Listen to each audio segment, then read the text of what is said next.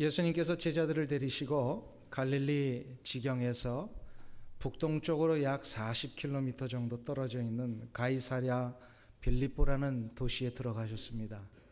그 도시에 들어가시자마자 예수님은 제자들에게 두 번에 걸쳐서 질문을 하십니다. 첫 번째는 사람들이 예수님을 누구라 하더냐, 인자를 누구라 하더냐, 이렇게 물어보셨어요.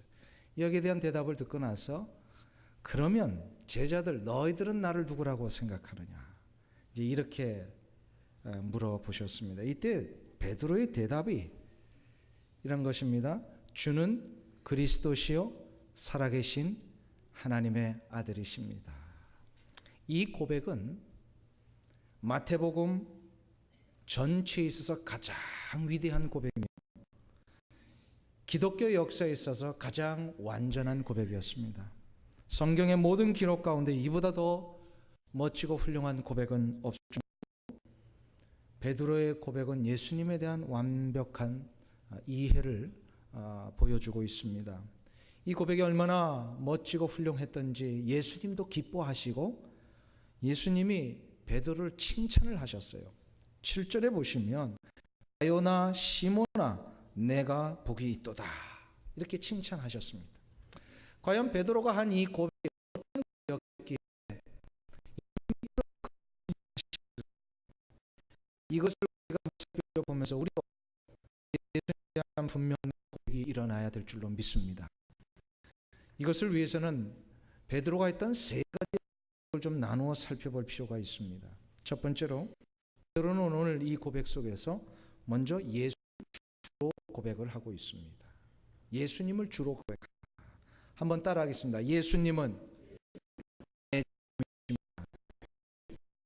여기서 주라는 고백은 예수님이 자기 자신의 인생의 주인이라고, 내가 예수님을 주로 이렇게 고백한다는 건 예수님이 나의 인생의 주인이십니다, 이걸 고백하고. 왜 고백할까요? 지금 예수님과 제자들이 빌립보라는 도시입니다. 이 가이사랴 빌립보는 헤롯 왕의 아들이었던 빌립이 할몬산이라고 하는 갈릴리 지역에서 이스라엘 백성들에게 있는 산 하면 할몬산이라고 다 합니다. 이 작은 기세에다가 거대 도시를 세웁니다. 그리고 이 도시를 세우고 나서 당시에 이 이스라엘 유대 땅을 정복해서 가지고 있던 로마의 황제의 호칭 카르라고 하는 이 호칭과 빌립의 이름을 합쳐서 이 도시의 이름을 명명을 해버렸어요. 가이사랴 빌립보다, 이렇게 만든 겁니다. 당시 로마 제국이 통치하던 제국 하에서 황제의 이름이나 호칭을 빌어서 그 도시 이름을 정하려면 아무 도시나 그렇게 한 게 아닙니다. 두 가지의 요건을 갖춰야만 됩니다. 두 가지 요건이 황제의 위협이면 거대 도시예요. 거대 도시에 건축이 많고 웅장 건물이 막 서 있어야만 그게 이제 황제의 위협에 걸맞는 도시가 되는 거예요. 그리고 두 번째로 있습니다. 바로 도시의 중심에 황제를 숭배하는 신입니다. 가이사랴 빌립보 이 도시에 신이 있었고 벽마다 수많은 신들을 세워놓은 그 신상들이 지금도 남았다. 한마디로 그 도시 안에 모든 분들은 황제를 신으로 섬겨야 했고 힘과 권력 앞에 절대적으로 해야 됐습니다. 이런 시간에서 황제가 보장한 힘이나 그리고 그 혜택을 누리면서 그 도시 한 시인으로 살기 위해서는 황제가 세워져 있는, 황제의 동상이 세워져 있는 이 시간에서 반드시 동상을 향하여 한 가지를 고백해야 합니다. 그게 바로 뭐냐면 Caesar is Lord. Caesar 곧 황제가 나의 주인이다 라는 고백이었어요. 고백해야만 되는 도시에서 이 고백을 한 거예요. Jesus is Lord. 예수님이 나의 주인이십니다. 이 고백은 권력과 군사력 경제를 장악하고 그 안에서 복종하는 혜택을 주는 로마 황제가 인생의 주인이 아니라 인간의 고통, 그 내면의 근본적인 문제들을 치료하시고 해방시켜 주셔서 참된 소망과 기쁨의 삶으로 우리를 인도하시는 진짜 주인이십니다. 이거 고백하는 거예요. 그러니까 예수님이요 지금 베드로에게 물어보신 거예요. 그것도 모두가 다 고백하는 도시 한복판에서 제자들아 너희들은 나를 누구라고 했냐? 이거는 의도가 있으신 거예요. 무슨 의도냐면 황제의 권력의 힘이나 아래 사는 것이 그래서 그 인생의 주인이 아니라 예수님을 가르쳐 주시기 위함이었다라는 거죠. 주인은요 권력이나 힘으로 인간의 표면적인 문제나 해결하는 그런 정도의 사람은 주인이 될 수 없어요. 내 근본적인 문제를 알 수 있습니다. 주인이 되겠어요. 지중해를 제패하고 시저 같은 경우에는 절대 왕권을 갖고 있었습니다. 정치, 경제, 사회, 문화 모든 것. 그래서 권력이, 군사력이, 경제력을 다 장악했던 이 황제. 이런 황제를 할지라도요 인생의 내면 속에 일어난 문제는 해결하지 못했습니다. 인생의 문제는 돈이 있거나 권력이 있다고 해결되지 않습니다. 만일에 돈이나 권력이나 그 다른 어떤 힘으로 인생의 문제를 해결할 수 있었다면 왜 로마 제국 시대에 가장 높은 자리에 올라갔던 그 권력가들, 특별히 안토니우스 같은 그런 사람, 그리고 그의 부인이었던 클레오파트라 같은 사람, 이런 사람들이 왜 나중에 자살을 했을까요? 최고의 권력을 갖고 있었는데 자살했어요. 독일 역사의 가장 위대한 총통으로 군림하면서 스스로 게르만 민족의 부흥을 위하여 전 세계를 전쟁의 도가니로 몰아넣었던 히틀러, 무소불위의 권력을 가지고 있었던 사람입니다. 근데 그가 나중에 왜 자살을 했을까요? 황제의 논리, 황제의 힘으로는 결코 인생의 문제를 해결할 수 없다는 사실입니다. 윌리엄 셰익스피어의 그 유명한 희곡 중에 헨리의 역사라는 이 희곡을 보면은요, 거기에 영국의 왕이었던 헨리 4세 이야기가 나옵니다. 헨리 4세가 자신의 자리에 대하여 이렇게 한탄하는 장면이 있어요. 이 시간 가장 가난한 나의 숱한 백성들은 잠을 잘도 자는구나. 무슨 얘기입니까? 역으로 말하면 자기는 뭘 못하고 있는 거예요? 잠을 못 자고 있는 거예요. 잠을 못 자고 있어. 그러면서 왜 잠이 왕궁에는 있지 아니하고 가난해서 금방이라도 쓰러질 것 같은 저 오두막집들에는 잠이 그렇게 많은가? 그러면서 마침내 이렇게 외칩니다. 왕관을 쓴 머리는 쉬지 못하는구나. 최고의 권력의 자리에 올라가 있는데도 잠 하나를 스스로 얻질 못해서 말이에요. 권력이 쉼을 주는 것이 아니고요, 명예와 부가 평안의 잠을 주는 것이 아니다라는 것을 말합니다. 지금도 보십시오. 세상에서 심심치 않게 우리가 주변에 자살하는 분들의 이야기를 듣습니다. 자살하는 분들의 대부분 보세요. 대부분 먹을 것과 마실 것과 입을 것, 이것이 없어가지고 이것 때문에 자살하는 분들은 거의 없습니다. 오히려 저분들을 보면은요, 그분들 보면 먹을 것과 마실 것, 입을 것은 걱정하지 않아도 되는 분들이 대부분이에요. 그러나 자신의 내면 속에 있는 이 고통과 아픔을 이기지 못해가지고 이런 극단적인 방법들을 선택하고 있습니다. 이것은 무엇을 얘기를 할까요? 인생의 문제는 겉으로 드러나는 것에 있지 아니하고 내 내면에 본질적으로 가지고 있는 이 문제가 있더라는 겁니다. 이 문제를 해결하지 못하면 다 넘어집니다. 이 문제를 해결하는 방법은요, 다른 게 없어요. 내 내면을 근심과 걱정에서 참된 소망과 기쁨으로 바꿀 수 있는 능력이 생겨나야 되는데 이거는 나 스스로는 도저히 만들 수가 없어요. 이것은요, 생명의 주인 되신 우리 주 예수 그리스도께서 내 안에 좌정하셔야만 됩니다. 예수 그리스도가 내 안에 좌정하신다는 것은 예수님이 나의 주인이 되셔야만 된다는 거예요. 예수님이 내 안에 생명의 역사를 시작하시면 내 안에 아직도 해결되지 못했던 이 고민과 갈등, 아픔과 절망들이 다시금 해결되고 내 안에 생명의 역사가 다시금 일어난다는 거예요. 이게 미국 분들이 하는 얘기인지 한국 분들에 의해서 만들어진 얘기인지 잘 모르겠습니다. 이런 얘기 들어보셨죠? 집에 앉아서 배달된 우유를 먹는 자보다 우유를 배달하는 사람이 더 건강하다. 무슨 얘기일까요?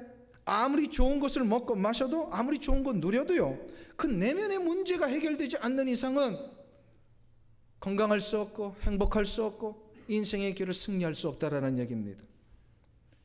그러면 건강해지고 행복해지고 인생을 승리로 이끌어낼 수 있는 방법은 뭐냐? 내면의 문제가 해결되는 거예요. 내 내면 속에 참된 평안과 쉼이 시작이 되어야 돼요. 근데 이 참된 평안과 쉼은 나를 만드시고 나를 가장 잘 아시는 분만이 주실 수 있어요. 우리 주 예수 그리스도가 생명이시며 길이십니다. 그렇기 때문에 예수님이 내 중심에 좌정하셔서 나의 주인이 되실 때 내 안에서 생명의 역사를 막 일으켜내신다는 거예요. 이것이 되면, 이 일이 내 안에 시작이 되면요, 내가 무엇을 하든지 어떤 곳에 있든지 간에요, 평안이 일어나고요, 감사가 일어나고 뭘 하든지 막 감격합니다. 하지만 자꾸 뭘 할 때마다 불평이 일어나고 불만이 일어나고 자꾸 부정적인 생각이 떠오르고 막 이런다면 한번 자기 내면을 점검해 보세요. 내 안에 진짜 예수님이 주인이 되어 계시는가? 저는 확신할 수 있습니다. 그분들 보면 예수님과의 관계가 안 돼 있어요. 대부분 보세요. 진짜 예수님과의 관계가 되어 있다면, 예수님이 그의 내면 속에 주인이 되어 계시다면요, 이거는 자동이에요. 100%예요. 생명의 역사가 나오게 돼 있어요. 아멘. 그러니까 예수님을 주인으로 모신다는 것은 이만큼 중요하고 놀라운 거예요. 그리고 그 예수님이 내 안에 계셔서 나에게 이 역사를 이루신다면요, 그는 복된 자예요. 복된 자예요. 그렇기 때문에 예수님을 주인으로 모시며 Jesus is my Lord, 예수님이 나의 진정한 주인이십니다를 고백할 수 있는 자는 인생의 승리를 이미 보장받은 자인 줄로 믿습니다. 베드로가 지금 이걸 고백한 거예요. 주는 그리스도시오 할 때 이 주라고 하는 말이 바로. 두 번째로 베드로는 예수님을 오늘 그리스도로 고백을 하고 있습니다. 예수님을 그리스도로 고백을 해요. 한번 따라 하실까요? 예수님은 나의 그리스도이십니다. 그리스도라는 말은 구약에서부터 계속해서 예언되어졌던 메시아에 대한 헬라어 번역입니다. 메시아는 이미 여러 차례에 걸쳐서 설명드렸듯이 잘 아시는 거예요. 그 문자적인 의미로는 기름 부음을 받은 자, 그리스도가 바로 그 뜻입니다. 기름 부음을 받았다. 구약의 수많은 선지자들이, 예언자들이 앞으로 계속해서 메시아가 오실 것이다를 선포를 했습니다. 그래서 그 메시아가 오시게 되면 분명히 이 한 가지를 이루신다는 거예요. 바로 인간의 모든 문제의 근원이었던 죄를 해결하시고 죄로부터 결박되었던 인간을 해방하셔서 참된 구원을 이루실 것이다 라는 것을 예언했습니다. 계속해서 이것이 나왔어요. 그러니까 메시아 곧 그리스도 하면 기름 부음 받은 분이시지만 그분은 곧 우리의 구원자시라는 거예요. 구원자. 이거를 베드로가 지금 자기 앞에 서 계시는 예수님이 바로 그분이시다라고 고백을 한 거예요. 이게 놀라운 겁니다. 한번 보세요. 구약의 수많은 사람들이 이 예언을 들었고 또 이 예언이 뭔지를 알았지만 예수님이 막상 이 땅에 오셨는데 예수님을 메시아로 알아본 사람은 거의 없었습니다. 극소수예요. 그런데 지금 베드로가 자기 앞에 서 계신 예수님을 메시아로 알아보고 예수님이 바로 그 메시아이십니다, 그리스도이십니다, 이거를 고백했다라는 거예요. 어떻게 이런 능력이 일어났을까? 이거 아무나 되는 거 아닙니다. 한번 보세요. 예수님에 대해서 많이 듣고요, 예수님에 대해서 책도 많이 본 사람들이 있어요. 그런데 그분들이요, 예수님을 자기의 구세주로, 자기 구원자로 받아들여요? 아니에요. 보세요. 저는 여기 앉아 계신 분들은 다 받아들이신 분 같이 보여요. 아멘? 근데 개인적으로 만나면 아닌 분들도 있더라고. 그러니까 이거를 좀 점검을 해보세요. 예수님이 진짜 나의 구원자이신가? 아는 것과 예수님을 진정으로 받아들이는 건 전혀 달라요. 그럼 어떻게 이 베드로가 예수님을 진짜 그리스도로, 자신의 구원자로 받아들일 수 있었던 것이고, 베드로는요, 공부 많이 한 사람 아니에요. 배경을 보면, 물론 어부를 제가 비하하는 얘기는 아니지만 당시의 어부는 천한 직업이었어요. 무식했어요. 공부를 제대로 해본 적이 없는 사람이에요. 그래서 논리적인 사고를 할 줄도 몰라요. 베드로는 뭐예요? 불같은 성격만 있잖아요. 화끈하기만 했지 뭐 이렇게 전략도 없어요.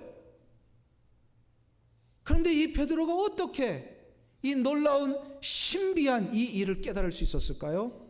그거를 예수님이 17절에서 가르쳐 주십니다. 17절 보세요. 오늘 본문 17절 같이 읽습니다. 예수께서 대답하여 가라사대 바요나 시몬아 내가 복이 있도다. 이를 내게 알게 하니는 혈육이 아니요 하늘에 계신 내 아버지시니라. 할렐루야. 뭐라고요? 이 일을 알게 해주신 이가 누구라고요? 아버지께서 알려주셨다. 예수님을 메시아로, 구원자로 알아보는 것은요, 혈육이 아니랍니다. 인간적인 지식이 아니랍니다. 학문적인 경험이 아니랍니다. 내가 그동안 인생의 길을 걸어오면서 가지고 있었던 그런 무슨 인생의 경험 때문에 이루어진 것이 아니라 하늘에 계신 하나님 아버지께서 알려주셨기 때문이라는, 믿습니까? 내가 예수님을 나의 구세주로 깨닫고 예수님을 받아들이는 것은요, 전적인 하나님의 은혜예요. 전적인 하나님의 은혜. 이거를 성경은 다른 말로 하나님의 선물이라고 얘기를 합니다. 내가 그냥 어떤 노력도 못하고 어떤 행위도 안 하고 선행도 안 했는데 이 구원의 역사가 깨달아지고 예수님이 누구신지를 알고 예수님을 받아들여 구원받은 거, 이게 하나님의 은혜예요. 일방적으로 주셨기 때문이다. 그래서 이걸 선물이다라고 얘기합니다. 그러면 선물의 내용, 이 선물인데 그 내용이 있어요. 선물을 받았는데 그 내용이 있단 말이에요. 그 내용이 뭐냐? 이걸 믿음이라고 그래요. 믿음을 나에게 주셨다라는 거예요.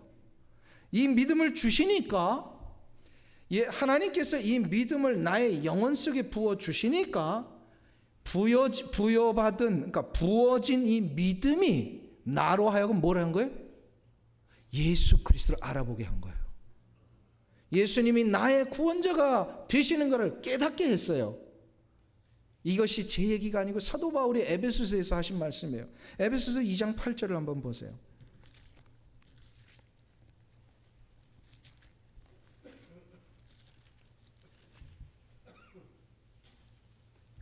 신약성경 311페이지에 있습니다.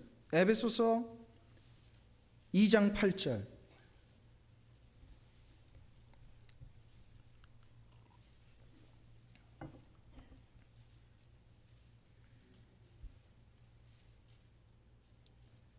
굉장히 중요한 본문이니까요. 우리 조금 찾을 때까지 기다려 드릴게요. 이런 거는 조금 마크해 놓으시고 꼭 새기시면 좋겠어요. 에베소서 2장 8절 말씀, 우리 다 같이 한 목소리로 읽겠습니다. 너희가 그 은혜를 인하여 믿음으로 말미암아 구원을 얻었나니 이것이 너희에게서 난 것이 아니요 하나님의 선물이라. 할렐루야. 자 보세요. 지금 예수님을 나의 구원자로 믿고 받아들이는 거, 이거 뭐 내 생각 때문에, 내 생각이 이 논리적으로 이렇게 쫙 가서 이것을 추론해 내 가지고 믿은 게 아니더라는 거예요. 너희가 구원을 받은 것은 그 은혜 때문이다. 은혜로 인하여, 은혜 때문에. 근데 그 은혜 속에 담겨진 하나님의 선물의 내용이 뭐냐면 믿음이라는 거예요. 선물을 받았는데 선물을 열어보니까 그 내용물이 있잖아요. 그게 믿음이라는 거예요. 하나님이 믿음을 선물로 주셨어요. 근데 이 믿음이 내 영혼 속에 부어지니까 어떻게 된다는 거예요? 이 믿음을 가지고 예수 그리스도가 누구이신지를 알게 됐어요. 깨달아졌어요. 그리고 깨달아지는 것뿐만 아니라 그 예수님을 나의 구원자로 받아들이게 되었어요. 그래서 사도 바울이 얘기를 하는 거예요. 이것이 너희에게서 난 것이 아니니 하나님의 선물이라. 할렐루야. 그러니까 우리가 한 가지 오해하면 안 됩니다. 많은 분들이 이걸 조금 혼동하는데요. 누군가에게 예수님을 전파하고 누군가에게 이 구원의 복음을 전도할 때에 자꾸 우리는 지적인 접근, 경험적인 접근을 하려고 합니다. 그래서 저 사람 예수 믿어야 되는데, 내가 요 얘기할 때쯤 저 사람 분명히 받아들여야 되는데, 이거 다 기대하고 있단 말이에요. 근데 그렇지 않아요. 그렇지 않아요. 어떤 경우에는요, 내가 논리적인 이야기를 시작하기도 전에 예수 받아들이는 분들이 있어요. 아무리 논리적인 얘기를 다 끝냈는데도 전혀 묵묵부답인 분들이 있어요. 이거는 논리로 되는 것이 아니라는 걸 얘기를 하는 거예요. 뭔지 아세요? 많은 분들이 혼돈했어요. 어떤 지적인 접근하고 경험적인 접근하면 이것 때문에 스스로가 판단해서 자신이 가지고 있는 논리적인 추론에 의해서 예수님 만나게 된다. 아니에요. 만일에 그가 예수님을 오랫동안 연구했고 그가 오랫동안 예수님에 대한 책을 많이 읽었고 이것을 가지고 학문적이고 지적인 결론에 의하여서 추론을 통하여서 예수님을 믿은 것으로 생각하고 있다면, 그게 아니라 그분이 그렇게 책을 읽고 추론하는 과정 이전에 예수님이 그의 영혼 속에 믿음을 부어주셔서 이것을 자꾸 알아가고 싶게 하는 마음을 주셨던 거예요. 그러니까 이 모든 것을 결론적으로 얘기하면 하나님의 은혜가 먼저 있으셨기 때문에 그런 거예요. 하나님의 은혜가 먼저 있었어요. 그런데 하나님의 은혜의 역사는 반드시 성령을 통하여 이루신다는 거예요. 그게 더 중요한 부분. 고린도전서 12장 3절을 보겠습니다. 고린도전서 12장 3절.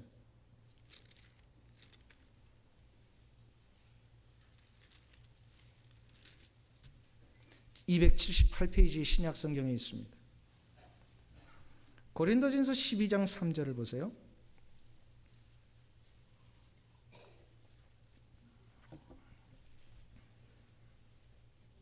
(278페이지) 우리 다 같이 한 목소리로 읽겠습니다. 그러므로 내가 너에게 알게 하노니 하나님의 영으로 말하는 자는 누구든지 예수를 저주할 자라 하지 않고 또 성령으로 아니하고는 누구든지 예수를 주시라 할 수 없느니라. 할렐루야. 성령이 아니고서는 예수님을 나의 구원자라고 고백할 수 없다라는 겁니다. 그러니까 여러분들 이 자리에 앉아 계신 분들 예수님이 나의 구원자이십니다 이렇게 고백하셨다면 여러분이 무슨 어떤 의지나 어떤 논리적인 것으로 이루어진 게 아니라 하나님께서 나에게 은혜를 주셔서 믿음으로 말미암아 그것이 고백되도록 성령이 역사하셨다라는 거예요. 아멘. 그러니까 전도를 할 때 논리성으로 전도를 하면 대부분 실패합니다. 내 논리를 가지고 저분 한번 설득시켜 보겠다라고 접근하면 논리를 가지고 했다가 어떻게 돼요? 나중에 싸움해요. 말다툼 해버려요. 그걸로 되는 게 아니더라는 거예요. 오늘 이 중요한 말씀을 우리 한번 다시 점검하길 바랍니다. 구원을 받는 원리를 가르쳐 주시는 거예요. 구원을 받는 원리를 이렇게 분석해 보니까 이런 거예요. 이거 아무 때나 듣는 얘기 아니니까 오늘 잘 들으셔야 돼요. 이거 제자 훈련할 때만 가르쳐 드리는 건데 오늘 여러분들에게 아주 특별 보너스가 가는 겁니다. 다시 한번 정리를 할게요. 우리가 구원을 받는 것은 어떻게 받는 거라고요? 하나님께서 일방적으로 나에게 찾아오셔서 어떻게 했어요? 나의 영혼 속에 은혜를 베풀어 주셨는데 그 은혜의 내용이 뭐라고요? 포장된 이 선물을 탁 열어보니까 그 안에 믿음이에요. 믿음을 내 안에 심어주셨어요. 이 믿음이 심어지니까 어떻게 됩니까? 내 영혼이 이 믿음을 근거로 해서 예수 그리스도가 나의 구원자이시라고 하는 이 영적인 신비한 일을 깨닫게 되는 거예요.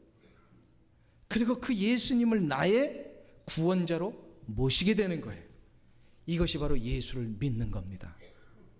그러니까 믿는 거는 의지가 아니라 하나님의 은혜입니다. 하나님의 은혜. 저는 오늘 이 아침에 여러분들에게 좀 묻고 싶습니다. 예수님이 여러분의 구원자이십니까? 아멘? 이거 고백이 돼야 돼요.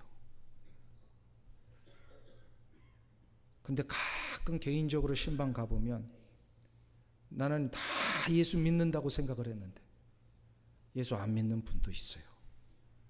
아직 못 믿는 분이 있어요. 예수를. 너무너무 안타까워요. 이럴 때마다 우리가 해야 될 게 뭘까요? 성령께서 역사해달라고. 하나님이 내 안에 믿음을 부어주시는 과정도, 또 내가 받은 믿음을 가지고 예수 그리스도를 구원자로 믿고 받아들이는 이 모든 과정도 다 성령님이 하십니다. 그러니까 성령의 역사를 구하셔야 돼요. 다른 방법이 없어요. 혹시 주변에 예수님 믿지 않아 가지고요, 예수 믿게 해달라고 이렇게 간절히 기도하시는 분들 보면은요, 이제 신방 가면은 특별히 여자분들이 예수 믿고 남편분들이 예수를 안 믿을 경우에 제가 무안할 정도로 제 앞에서 남편을 막 핀잔 주시는 분들이 있어요. 막 나무라더라. 이 양반은 그냥 예수도 안 믿고 맨날 술 담배만 하고 막 이러면서 남편을 막 망신을 주고요. 그러다가 그분은 교회 나올까요, 안 나올까요? 그렇게 망신당했는데 교회 나오겠어요? 안 나온단 말이에요. 그러면 안 돼요. 그러면 안 돼요. 그렇게 뭔가를 억지로 막 이렇게 예수 믿게 하거나 자꾸 망신 주고 막 이러면서 예수를 믿느냐? 더 안 믿습니다. 그러면 안 돼요. 전략을 바꿔야 돼요. 그 사랑하는 남편이, 사랑하는 누군가가 진짜 예수를 믿기를 원한다면 그 영혼에 대한 간절한 긍휼이 있어야 돼요. 간절한 긍휼이 있으면요, 함부로 얘기하지 않아요. 누구에서든지요, 자기 예수 믿지 않는 남편을 자랑스러워하고 존중해주고 이러면서 그를 위하여 내가 간절히 기도를 해야 돼요. 기도를 해야 돼요. 기도를 하면 하나님이 어떻게 된다고요? 하나님이 그의 마음속에 은혜를 베푸세요. 그러니까 성령이 아니고서는 예수를 주로 신할 수 없느니라. 성령께서 역사하셔야 되면 된다. 성령께서 역사하시면 예수를 안 믿을 사람이 없습니다. 아멘. 그러니까 두 가지 중에 하나예요. 그분이 아직도 완악하거나 아니면 그 부인이 아직도 기도를 안 했거나. 두 가지 중에 하나예요. 사랑하는 성도님 여러분, 이것을 하기 위해서는 내가 나의 영혼 속에 우리 주님이 진정한 그리스도가 되시는가, 예수님이 나의 구원자가 되시는가, 이거를 먼저 점검하시기를 축원합니다. 그리하여 우리 모두가 다 주는 그리스도이십니다. 이 고백을 하는 은혜가 있기를 축원합니다. 마지막으로 베드로의 이 고백은 예수님을 살아계신 하나님의 아들이시다라고 한 고백입니다. 한번 따르겠습니다. 예수님은 살아계신 하나님의 아들이십니다. 여러분들 이거 믿으십니까? 예수님이 하나님의 아들이시다라고 하는 이 고백은 결국 예수님이 하나님이시라는 고백이에요. 예수님은 이 세상을 살다가 멋진 교훈이나 삶의 족적을 남겨주신 위대한 성인이 아닙니다. 예수님을 자꾸 4대 성인의 한 사람으로 얘기를 하면서 예수님을 그 성인에 그냥 올리는 일들이 있어요. 왜 그렇습니까? 예수님을 사람으로 생각했기 때문에 그래요. 우리 기독교가 만일에 이렇게 사람을 섬기는 것이라면 우리에게는 결코 생명의 역사가 일어나지 않습니다. 인생을 살리고 인생을 회복시키며 그 인생의 아픔과 절망 가운데 상처와 고통 가운데 있는 자들의 문제가 해결되는 이 역사는 사람을 통하여는 일어나지 않아요. 사람이 해결할 수 있어요? 몇십 년을 같이 산 부인이 남편의 문제, 남편이 부인의 문제 해결해요? 못해요? 못하니까 40년 같이 살고도 이혼하겠다는 분들이 얼마나 많아요. 그런 분들 막 나오잖아요. 이거 해결 못해요. 그럼 나중에는 괘씸하다고 배신하고 막 그러잖아요. 인간은 인간의 문제를 해결하지 못합니다. 우리의 내면 속에 있는 이 고통과 우리의 인생의 이 절망의 문제는 나를 만드시고 나를 창조하신 하나님만이 해결하실 수가 있어요. 왜요? 만드신 분이 나를 가장 잘 아니까. 포드 자동차를 가장 잘 고치는 사람은 누굴까요? 포드가 제일 잘 고쳐요. 그래서 이 자동차 처음 나왔을 때 문제가 생기면 포드한테 달려갔대잖아요. 이거 어떻게 고치냐? 나를 만드시고 나를 지으신 분이 나를 가장 잘 아십니다. 문제가 생기면 이것을 어떻게 풀고 어떻게 해결하시려 가장 잘 아시고 완벽하게 하실 수 있는 분 하나님이십니다. 그런데 예수님을 그 하나님으로 고백을 했어요. 베드로가. 더 놀라운 고백은 그 하나님이신 예수님을 향하여서 뭐라 하면 살아계신 하나님이시다. 살아계시다라는 고백을 했어요. 살아계시다라는 것은 무슨 얘기냐면요, 지금 나에게 역사하고 계시다라는 뜻이에요. 살아계시다. 이 고백은 그냥 이스라엘 그 역사의 그 옛날 먼 구약 시대 때나 있었던 하나님이란 얘기가 아니에요. 멀리 떨어져서 그냥 우리와는 상관없이 계시는 그런 무슨 아이디어 같은 이데아 같은 그런 하나님, 관념적인 하나님이 아니라는 얘기입니다. 성경의 위대한 인물들에게나 나타나셨던 그런 하나님이 아니라 하나님은 지금 살아계셔서 나의 삶의 현장에 나를 위하여 역사하십니다. 이것이 바로 살아계신 하나님이십니다를 고백하는 거예요. 살아계신 하나님을 고백하는 자에게는요, 하나님이 지금 나의 삶을 인도하시고 나의 길을 지켜주십니다. 가르쳐주세요. 그래서 이사야 43장에 보면은요, 우리가 강가를 지날 때 강물이 침몰치 못하게 하시고 우리가 불길을 지날 때에도 그 불꽃이 우리를 사리지도 못하게 하신다 약속하셨어요. 또 이사야 선지자는 얘기를 합니다. 우리가 당하는 인생의 아픔과 고난 앞에 하나님이 살아 역사하시면, 그 살아 역사하시는 하나님을 믿고 의지하며 나가면 하나님은 우리에게 화관을 주어서 그 죄를 대신하게 하시고 기쁨의 기름으로 그 슬픔을 대신하시고 찬송의 옷으로 그 근심을 대신하게 하십니다. 사랑하는 성도님 여러분, 이 하나님이 여러분의 살아계신 하나님이시기를 축원합니다. 그래서 살아계신 하나님을 고백할 줄 알아야 돼요. 하나님은 나의 살아계신 하나님이십니다. 이 고백하는 자마다 여러분의 인생의 문제, 여러분이 가지고 있는 마음의 상처를 치료하실 겁니다. 여러분들이 아무리 해결해도 해결되지 않는 여러분의 인생의 장애물들, 하나님이 지금 그걸 치우고 계실 겁니다. 지금 여러분이 힘겹게 싸우고 있는 인생의 산적한 문제들 앞에 하나님이요, 그 문제를 위하여 대신 싸워주실 겁니다. 살아계신 하나님이시니까. 우리가 음악을 하면서 제일 먼저 배우게 되는 것이 바로 도레미파솔라시도입니다. 그걸 음계라고 얘기를 하죠.